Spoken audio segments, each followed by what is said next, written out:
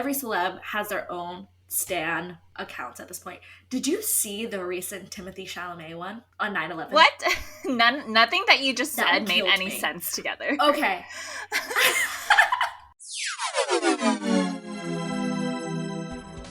Hello, clowns. I'm Ami. I'm Yu Chen, and we're the hosts of Clown Bites Podcast. We're two best friends who are chronically online and get together weekly to laugh and discuss all the clown behavior we see on the internet. And there's so much. Truly so much. We're so glad to have you here to clown around with us, and we hope you enjoy the episode.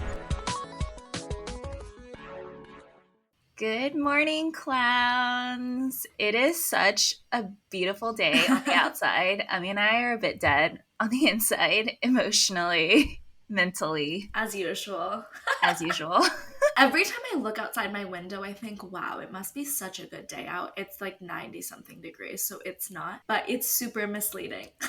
I have a goal now to... Okay. I need to start wearing my Fitbit, or I don't have a Fitbit anymore. I do, but it's somewhere. My Apple Watch, and I'm really going to try to get 10K steps a day. Because I like that. I feel like when I was walking more, my mental health was just there. And right now it's not there.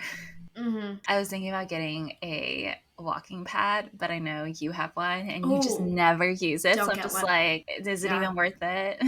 Okay, I think I would use mine more if I had the space for it. Like if it made sense in my apartment. Right now, the way my desk is set up, getting the walking pad under my desk is a nightmare. And so I'm just never going to do it. But you might have the setup. I think you have the setup for it. No, because remember I moved the layout around. But my question is, do they have like smaller runway treadmills where it's like you could take them like maybe like baby steps? I don't know. Baby steps? What's the point then?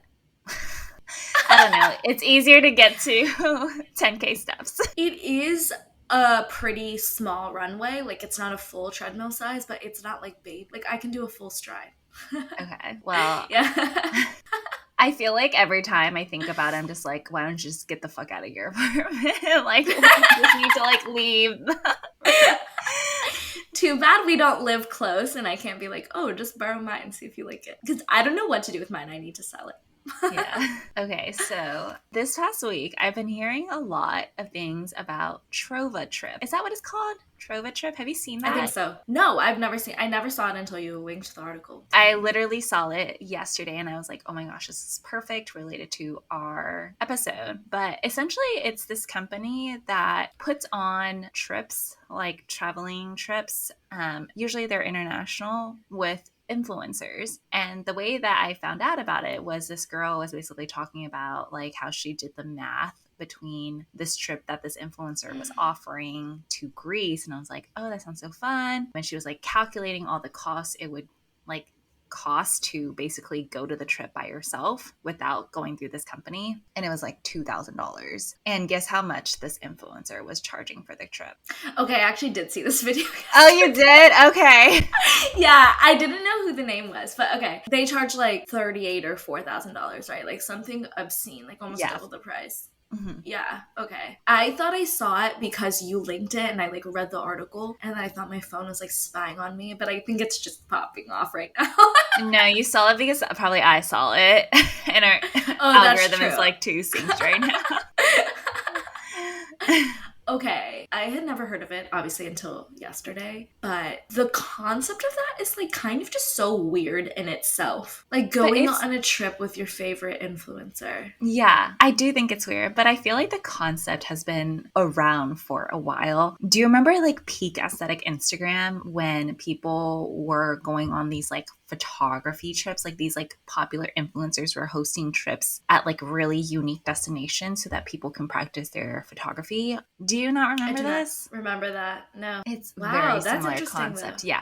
Okay, but they were not like, oh, go on the trip with your favorite influencer. It was more like come to this workshop and like travel and like build community and also practice your photography. And I think it's like in a very similar fashion, similar to yoga retreats with like fitness influencers, but you're actually like doing an activity related to the hobby. Whereas I think what's weird about this is in this one example, she is marketing as a girls trip to Greece. And it's like, it's a girls trip, with an influencer? Are you supposed to be her friend? Like, what is Yeah. the purpose of this? Yeah, it is weird. So, like, I read the article first before I watched this video, and we'll link the article for you guys. But the article is clearly like paid for by TrovaTrip. Oh yeah, it's like hella TrovaTrip marketing. Yeah, it's TrovaTrip propaganda It's because they PR. make it seem so fun. Yeah, like, oh, the influencer became friends with these girls and like all the girls became friends with each other. And I do agree that like if you're following the same influencer to this level, like you probably are similar. It is nice to be able to go on a girls trip. Like maybe your friends can't go or for some reason, but you want to go. Like I do appreciate that, but it just feels weird and off. And then all the videos I saw last night after I looked into it more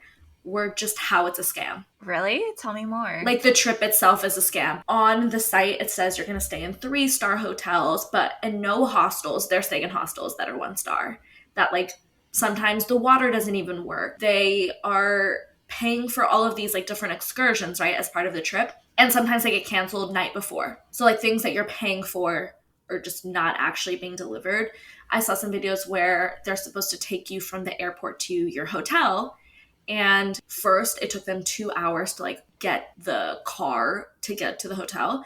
And then they dropped them off half a mile from the hotel and they had to walk the rest of the way. Like, what is that even? Why? And just things like that where it's like super scammy and especially for the insane price, especially because the margins that they wrote on that article are really wild. Yeah. Like 20%, right? Yeah, and it's like 20% for the influencer and like 15% for TrovaTrip. Like it's a large percentage. Like you're paying so much excess money for what? I wonder, okay, would you ever go on a trip like this? Like No. outside of TrovaTrip, if it was sponsored by like one of your favorite influencers, would you go? I just at this point cannot think of one that I like enough. Like to that level to go on What one. about the sugar baby? What if she's like, No, come I like watching stay? the sugar baby videos. But like what am I gonna do with the sugar baby? Like learn how to be one. Like I don't, you know what I mean? Like she's entertaining and I think we could have dinner and it would be like chill, but I'm not going on a trip. Would you go with Brock your body? That's the only person I can think of for you. Okay, so as I was like thinking Like this, a cooking one. yeah, I would totally like go to Tuscany. Yeah, that makes but sense. it's like an activity where you have like a shared interest. Exactly. But did I even tell you I went to one of her meet and greets in New York a You long did? time ago? No, I didn't know this. Okay, so I saw that she was like hosting this event at this yoga studio and it was like free goodies, and I like very spontaneously brought my friend Azalea to go with me, and it was like really fun. It was actually the first time that I discovered that yoga studio, and I ended up going to that yoga studio like so much afterwards, so that was really great for me. And the goodie bags were really great. Like there was a ton of really great free products. I felt like it was weird to talk to the people there because I was like trying to have some small talk with everyone, but it was like very surface level, like, oh, do you know Brock or Carissa? Because all of us feel weird calling her Brock, but like Yeah. that's what you call her. And that's like Yeah. kind of the extent of the friendship. Like it doesn't go any deeper. But I feel like if we were to go on like a cooking trip for 7 days, maybe you would be able to develop like a community just because It would be definitely different. just because I feel like her community is very Yeah. nice. But I think it also depends on Mhm. the influencer itself. Like influencing can turn very toxic and competitive, and it really depends on like the type of girls that you're attracting. It almost gives me like we met at camp vibes, where it's like it could be a little bit competitive, like everyone's trying to be friends with this one influencer that's sponsoring the trip. Yeah, it is weird, and it's also like a weird, like a fangirl of this person, but what, like, are you gonna be friends with them? Then it's kind of also a situation of like, don't meet your idols. Of, I don't actually want to know what you're like. You know what I mean? I don't want to know if you're a bad person. It'll like ruin my perception of things. I think like a week-long trip is obviously gonna be different than meeting people at like this quick event. Do you follow this girl Jenna on TikTok? I don't follow her, but videos come up a lot. But she's dating Connor from Hannah's season of The Bachelor. Oh yeah, Jenna Patrick. Palik? Pa- Yeah. Palik or something. Yeah. So like she has that like fun on weekdays things where she Those hosts a always lot look of fun. events, and she's always like, oh, like a bunch of people met their friends, but like I would think what's nice about those events is she hosts them in an effort to help you meet other people. It's not like, hey, come meet me, like we'll be friends. But those kinds of situations I think are like nice and interesting. It's like, okay, maybe not for her, but like maybe if it was like a similar vein trip, like okay. Or if it was like in a day outing, maybe. I really like her videos just because I think she's pretty authentic in my opinion of what I see. But there was this one video that I saw that I was like, it gave me the wrong vibes. But basically she had some girls DM her saying like, oh, we're coming to Austin for like a bachelorette. Do you have any recommendations? And she like gave them like some recommendations. And they're like, okay, cool. We made like a reservation at this place tonight. And so she like made a TikTok video. She's like, should I just show up? Like, would they want me? Like, would they want to meet me? And I'm just like, why would you assume that they would want to hang out with you? And maybe it wasn't a bachelorette, like maybe I'm misremembering, but either way, it just seems weird that like an influencer would like inject themselves in their fans' life like that. I'm sure it wasn't like ill-intended, but it just seemed weird to me. And it's like, you're not Kim Kardashian. Like, sure, if Kim wants to come to my random reservation, go for it. But like, what do you even say to like an influencer you follow online that comes? Okay, like, love your content. Then what? So today we're going to talk about stan culture, parasocial relationships, if you can't tell already by our influencer discussion. But you do you know what stan culture is, or should I give a background? I know what it is in like context of today, but yes, give me the background and history. Yeah. Because it's an internet term for sure. Yeah, definitely. And like, I didn't know this either, but it was coined by Eminem, which actually does make sense. It's a mix of stalker and fan, and it refers to someone who's like pushed to the edge because his idol didn't answer his mail. So someone who feels obligated to get interaction. And it used to have a negative effect, but now it's a positive thing. It's like collectivism, having strong interests that are shared, like a bonding experience. Like there are so many stan accounts. Like every celeb has their own stan accounts at this point. Did you see the recent Timothy Chalamet one on 9/11? What? Nothing that you just said made any sense together. Okay. Okay, so there's this Timothy Chalamet stan account on Twitter, and on 9/11 they posted how they were like about to go to like an interview or something in the towers, but they didn't go. And like everyone was doing the math of just like, what the fuck? How old are you running this Timothy Chalamet stan account? And they were like, why are old people not allowed to like Timothy Chalamet? Yeah, I guess you are, but like, should you run a stan account? That's crazy. Was this a big stan account? I didn't actually look into how big the stan account was, but because of the craziness of this tweet, it really like took off. The way that I envision like I feel like Timothy Chalamet has a very Gen Z fan base, so that is weird that they are much older. It's super weird. Like it's just, it doesn't fit what you think his stan culture would be, or like his stan's like vibe would be. So it just was like funny. So parasocial relationships is like through being a stan, you develop this parasocial relationship with your idol. It's like one-sided. You're emotionally sad for them. You're emotionally happy for them. It's like one-sided intimacy. So it's taking stan culture to like the next level.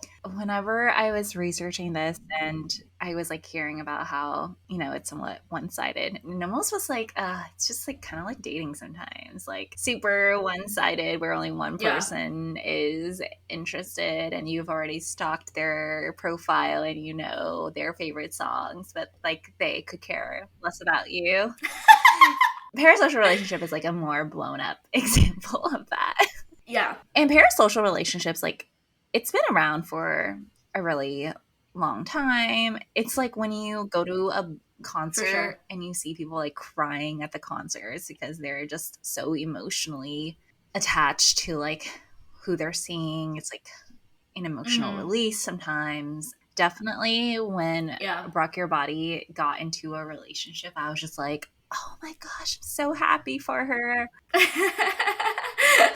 We're really happy to see her get into this like really flourishing relationship. As I was like researching this, I came across this like discussion around the COVID era. Do you remember when COVID was first happening and like celebs did not know what to do with their time? So everyone was just like on Instagram and TikTok and just like bored out of their mind. Live after live. And I feel like it really strengthened parasocial relationships. I agree. In that time especially, they took you like quote unquote into their home. Yeah. It's like them doing whatever they're normally doing, just live streaming because they're that bored. And I wonder if they became like more worried about their security during that time, or if there were like more incidents because of it. I don't know, but like my thought was I feel like it really worked well for some celebrities and it really backfired on some celebrities. Remember when COVID was first happening and was it Vanessa Hudgens? Did she go live? She went live and she was like, yes. Yeah, she went live. She was like, people are going to die, but it's inevitable. Because she wanted to go to Coachella or something, like something so stupid. There were so many celebrities that should never have like gone live. Also, I saw this really interesting TikTok the other day that was like, our relationship to celebrities have changed because of COVID. Like before, we used to see their wealth in like less frequent degrees, right? Like it would be really whenever they posted like what they were doing or like MTV Cribs. And COVID like opened up their homes to where you're seeing their obscene wealth like while everyone is struggling. And it's a lot less fun and it's a lot less like, oh my god, that's so cool for them. And it's more a situation where people are getting annoyed, not annoyed, but like just don't feel that same level of awe, I guess. Like I don't know if awe is the right word, but like you just feel a different type of way about celebrities now than you did maybe 5 years ago. In a way, like the way that internet has really flourished these past few years has made celebrities, which once used to be very elusive, like now more accessible. Yeah. Like it kind of strengthens the parasocial relationships, right? Like the people who really stand them will stand them even more, but the people who are like kind of on the edge just like will probably not interact as much anymore. Like I definitely used to really love Vanessa Hudgens' style, but after that I was just like, no fucking way am I gonna be like a fan of you. Yeah. I was a Britney stan during COVID, just with all of her like dance videos that she was like posting. Like it really went one way or the other, I think, for a lot of celebrities. What was really funny comment on it was like the Imagine video really was a canon event that changed everything. What's a canon effect though? Because in my opinion, if you were in the Imagine video, you were on the wrong side of the internet. Oh, for sure. It was the canon event of people thinking like, oh, celebrities like could be just like us, you know, like the narrative that people used to push. And then seeing the Imagine video, you're like, no fucking way. Like there is a huge class divide, and it became like just extremely obvious in a way that you couldn't really ignore anymore. And in that way, I remember watching and I'm just like, which celebrity thought like we needed this? Like we needed this right now. Like, why? First of all, like, why do we want people who are not singers singing this song? Second of all, like, in your huge-ass mansions, like, being like, oh my god, we're so sad that we have to stay inside. Yeah. Like, we feel the pain, too. It's like, okay. We'll get into this, but I feel like parasocial relationships can really take turns like super, super fast. Like 1 minute, people love you, and the next minute, like, people hate you. It's a really fragile relationship. Fragile for some.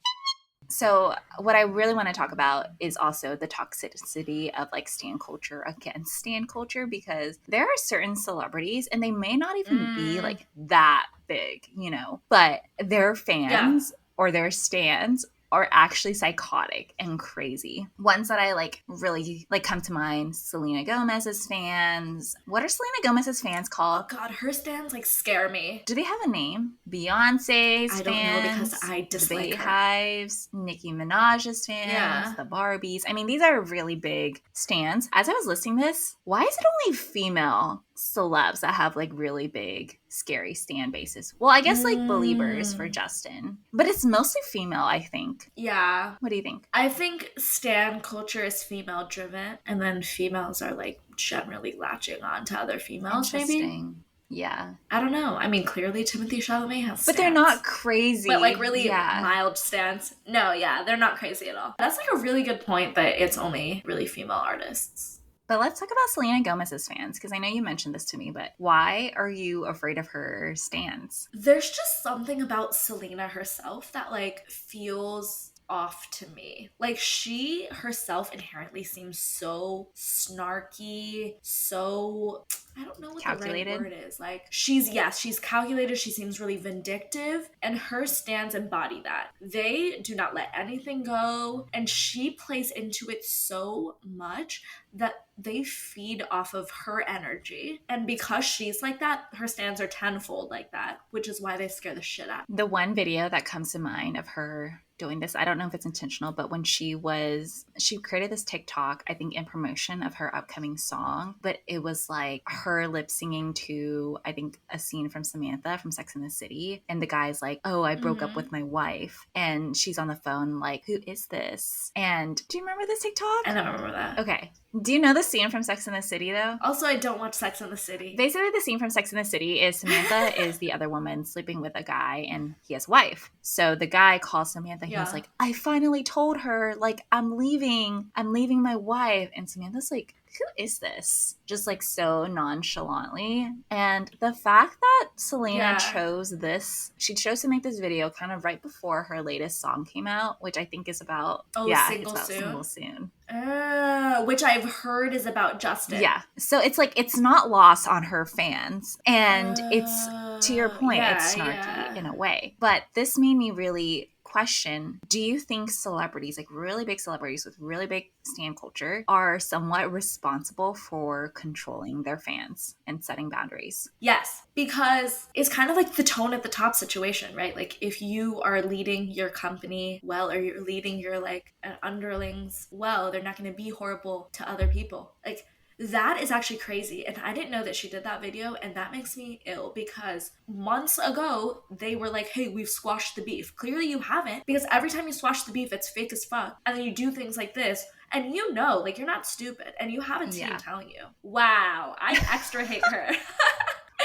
I wish we could go back and record our Selena, Justin Haley episode, because I think I was too nice re-Selena.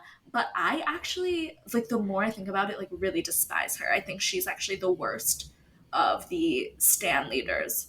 To piggyback off of this, I think Nicki Minaj has a really nasty stan group as well. But she kind of uses it to her advantage, and like she knows it, she owns it, and that's that. But I feel like Selena just kind of she's the one that like doesn't really control her stans very well. She likes to take like a backseat approach to it, and the thing is that like you can't when you're at that level. And nor is it like really outside of your control. Like Selena, it is within your control to control your fans, and you're not doing that. She is purposefully taking the backseat. This is extremely calculated of her. She's doing it for shits and giggles, like she's having them do her dirty work, but then she feeds into it. Like she's doing it. It's her. And I 100% think that you have like some sort of responsibility to control your stans. Obviously, you can't like literally tell them what to do, but one statement of being like, hey guys, don't do this, they'll listen. I think out of like the whole Haley thing, she only came out once to be like, stop it. And that was only when Haley reached out and was like, I'm getting death threats. Yeah. Which Haley's just been getting for years. Like, it's not a new thing. Like, it must have just been like, I really can't do this anymore. Which is fair. Like, I feel ill that she made that TikTok. Like, it's really, like, I'm shook right now.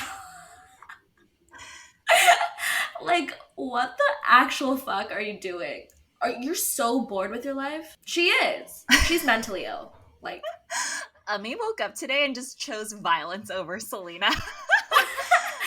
We're about to get canceled. These are my unfiltered thoughts about how I am. That's too the much. Selena fans are gonna like come for us. They are. Only like 3 months ago did they say, hey, we have no beef. And then you're gonna make a video like that as if it's not like apparent. I mean, immediately after you telling me like what that sound means, I put the dots, like connected the dots, and I don't know anything really about her. Anyway. But what's like crazy and an interesting phenomenon to witness on the internet is when stans go against stans, because we're like fighting full on World War V in some of these like stan wars. Do you remember Snakegate? I mean, we talked about it in one of our episodes, but yeah. Snakegate was actually really fun to witness.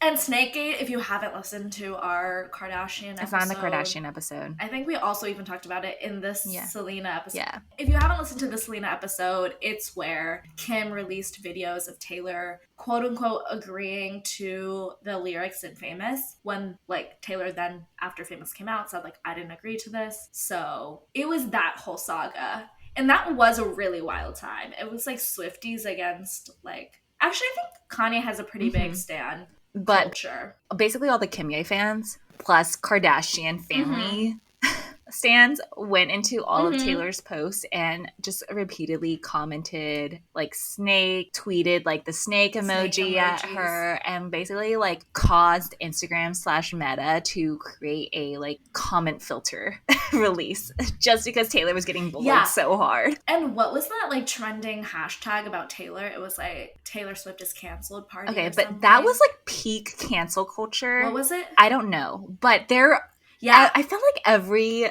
month or every week there was a someone is over hashtag.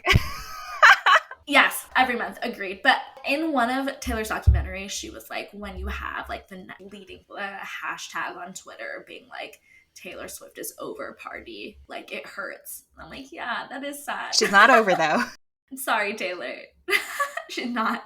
She's back stronger than ever, honestly. Okay, you know who else's stans are... I just didn't like how this whole situation played out, was when there was like that love triangle between Olivia Rodrigo, Joshua Bassett, and Sabrina Carpenter. And do you know what? Well, basically, Joshua Bassett was dating Olivia Rodrigo. They broke up. And then he dated Sabrina Carpenter. Yeah. Then Olivia came out with Driver License, which just blew up. Exactly. And then everyone was like, oh, it's about Sabrina. Like, Sabrina did all of this stuff. They really went after both Joshua and Sabrina. And I think they went after Joshua in like a really crazy way, because I saw maybe like a few podcasts that he did after saying how it like ruined his mental health. Like he had like suicidal thoughts, like really, really intense. And that's a situation where Olivia could have been like, hey, this is just a song.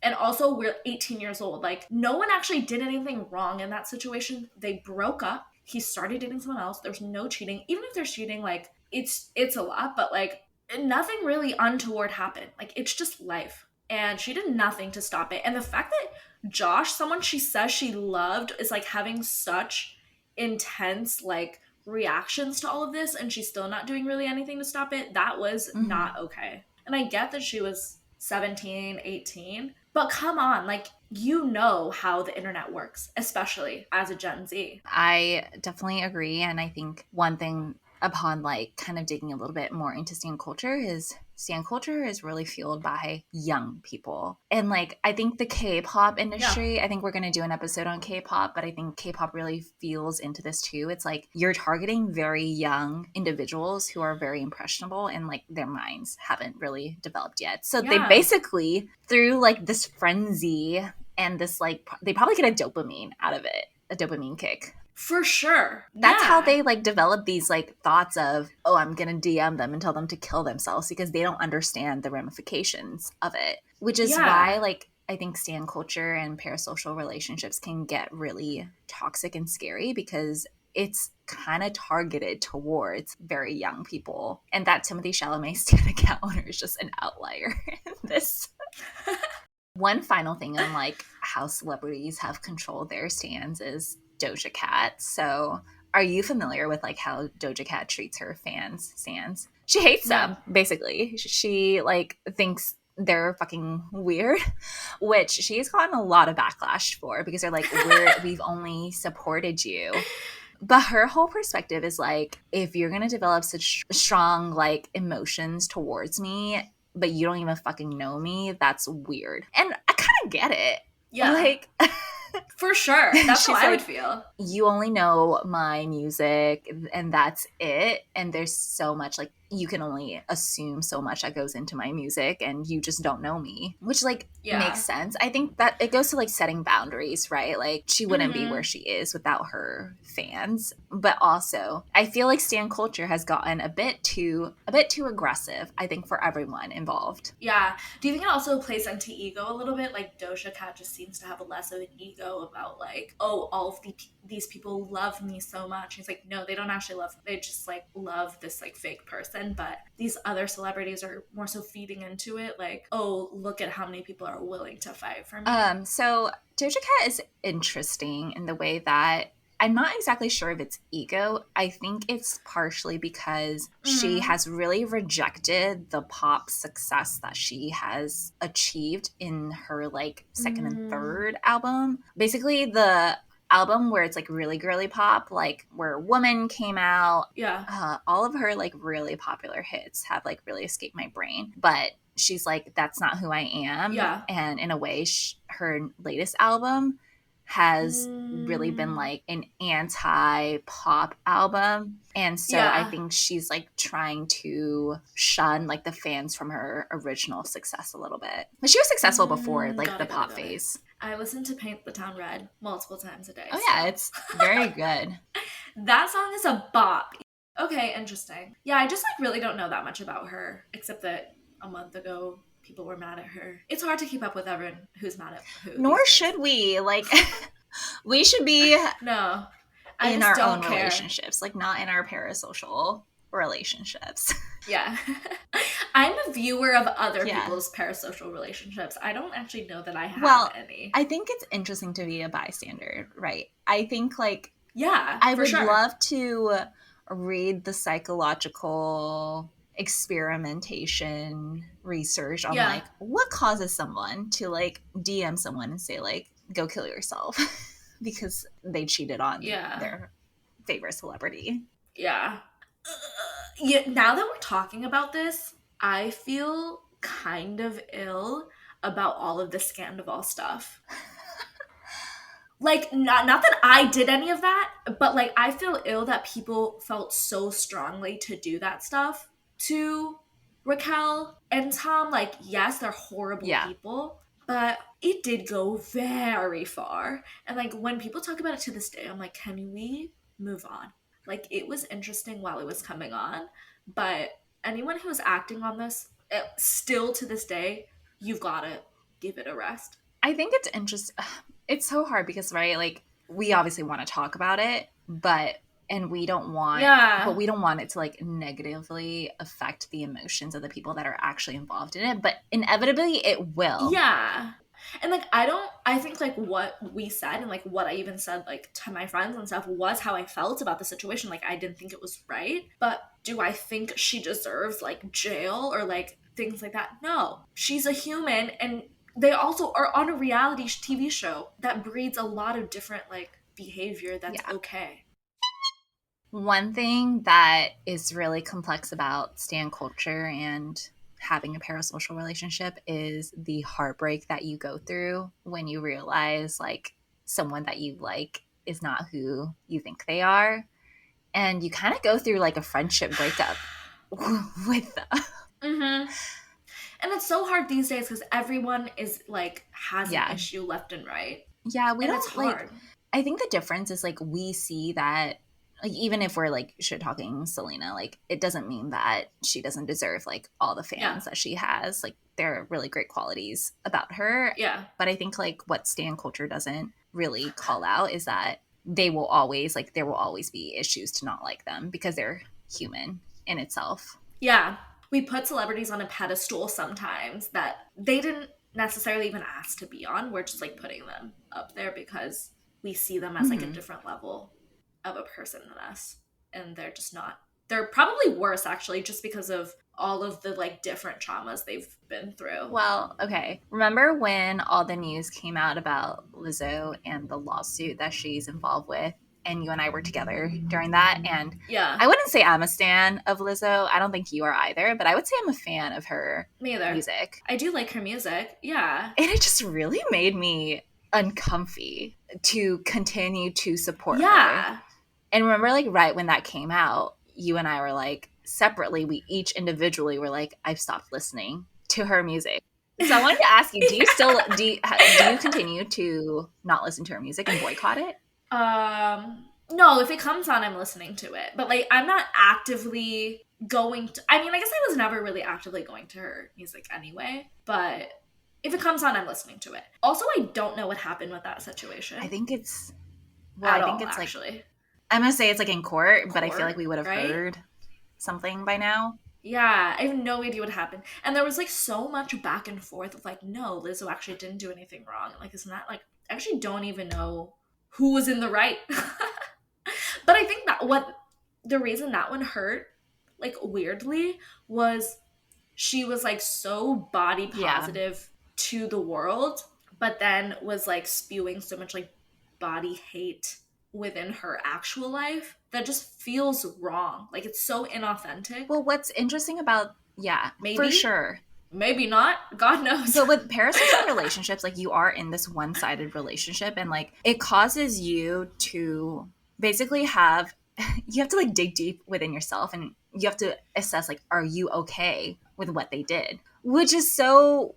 Yeah. It's mind-boggling to me because Weird. I'm just like, why am I spending so much emotional energy seeing if I'm okay with the action of someone who doesn't even know that I exist? Yeah, and, like, there are situations where you're obviously like, okay, yeah, like, I don't agree with this and, like, whatever, but it's just like, to what degree do they have to do something bad that then you're like, I have to take action? Like, you also have to assess that. Like, when is it time for me to take personal action? As if my, like, 1 cent on Spotify is, like, making or breaking the one like song that I just will not play anymore, and I don't think I can, is the R. Kelly song. Oh yeah. I mean, I think Spotify, like, took a stand on that, like, really aggressively, but yeah. What's really sad is I loved that song. It was, like, my go-to, like, game song.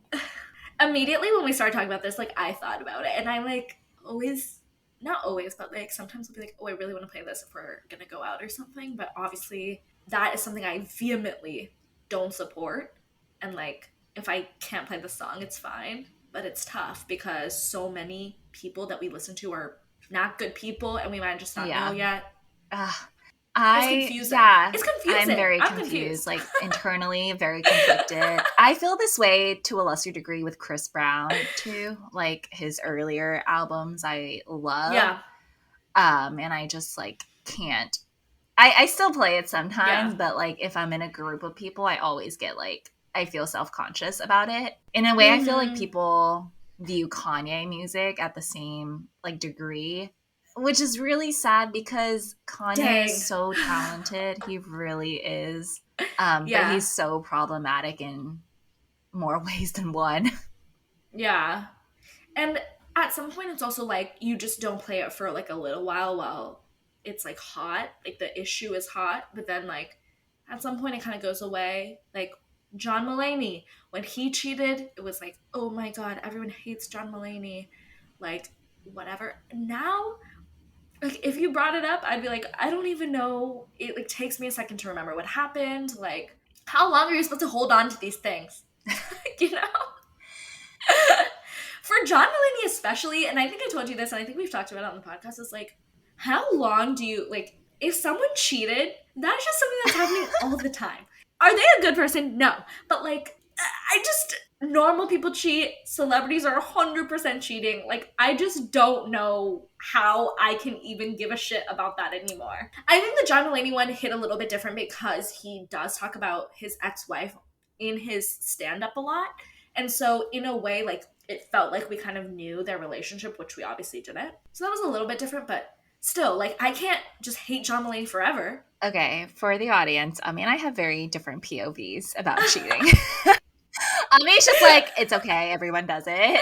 For me, it's like, I don't agree with it, but, like, I won't, like, because you cheated on someone, it won't, like, cancel all the, like, good stuff that you've produced. Like, I view your career completely separately. That's how I feel. I do not feel like cheating is okay. I am also very against it. But I'm so desensitized from watching so much Bravo. Like, they cheat You are. left and right. So where I'm just like, I have this level of expectation of anyone in, like, any type of celebrity that they're a cheater. Inherent in my belief is, like, if you're a celebrity, you've cheated before. Taylor has cheated before. Taylor writes about cheating. Everyone loves her for it. Yes, and it makes me feel icky. Yes, I don't like it. I don't agree with people cheating, but I cannot take a stand on everyone cheating. I will like no one then. Everyone cheats. Like, I just can't. That's not something I can spend my energy on. I don't want our listeners to take away that it's okay to cheat. Like, just because Emmy has stated on Clown Vibes that everyone cheats does not mean you should. Yes, no, okay. To set the record straight, I think cheating is horrible. You should never do it. I would never want to cheat on anyone. I will never cheat on anyone, but, like, I do think it is a fact of life. And I think both things can exist. I personally think it's wrong, but I personally think that it is prevalent. And there you have it. My full opinion on this. Thanks so much for listening. You can follow us on all social media at Clown Vibes Podcast or email us at clownvibespodcast@gmail.com. And if you like our show and want to support us, please like, subscribe, and give us a rating and review. That's it for today. Bye, clowns. Bye, clowns.